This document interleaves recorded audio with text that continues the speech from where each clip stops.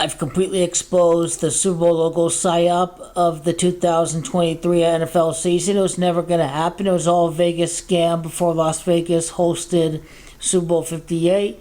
Now, everyone will still make up theories about the Super Bowl logo, and the most popular one is that the logos is a neon green and red, and so Seahawks against the Chiefs in the Super Bowl.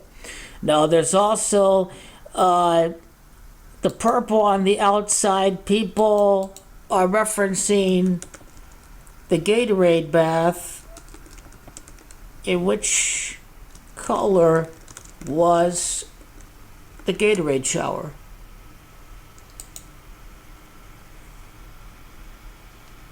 And so it was purple. But that was the celebration of the last Super Bowl before another city and another venue host the game. Everyone's ready to say the Chiefs are ready to three-peat because, the logo's red, the Chiefs are going to three-peat. Well, this is just Ravens number 2. The Chiefs are not going to win the three-peat. The chapters have been written.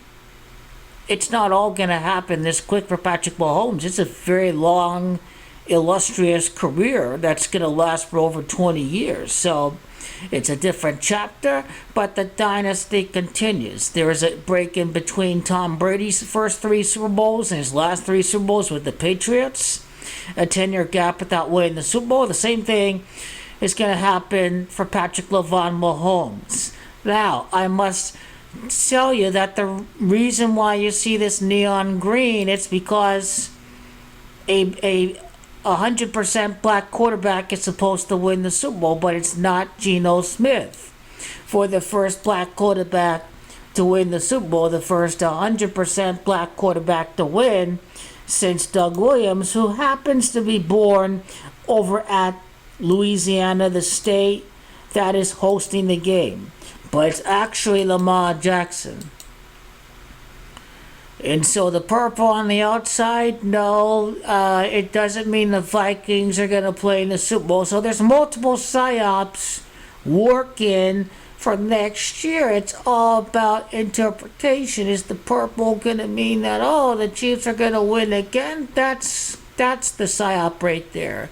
The Seahawks are the PSYOP. There's just no way they have it all lined up where they could be 2-2 in the Super Bowl like Doug Williams, Super Bowl 22, but the Seahawks have 0 chance because Pete Carroll is supposed to be this great coach that they're not going to do as well without. So that's number 1. Number 2, Lamar Jackson, the 2-time MVP winner. Got to get the Super Bowl. Got to get the other guys the rings. So can they catch up to Patrick Mahomes? Can they catch up to Patrick Mahomes? One guy is going to be 1 ring behind Patrick Mahomes, and that guy is going to be Joe Burrow. But Lamar Jackson is going to be the guy that's going to be the next 100% black quarterback to win since Doug Williams, because it has to do with Louisiana. It also has to do with the War of 1812, where General Andrew Jackson leads the U.S. to victory in the Battle of New Orleans. So there is going to be a historical element with this particular Super Bowl. The red is clearly the PSYOP, which is the Chiefs' three-peat.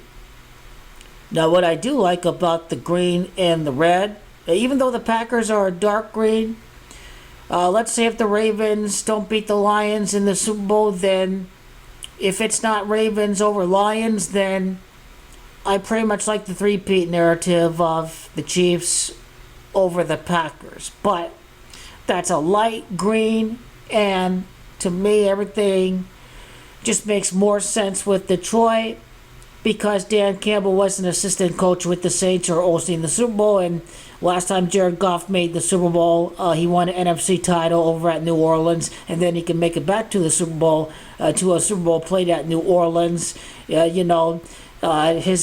top playoff win, that playoff game that got him to his first Super Bowl, can make it back to the Super Bowl at New Orleans, the same site where he won his prior NFC title, to this upcoming season.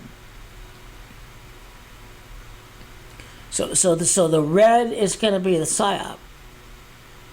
The actual team that's going to win is going to be in the background. This is how I go with the logo.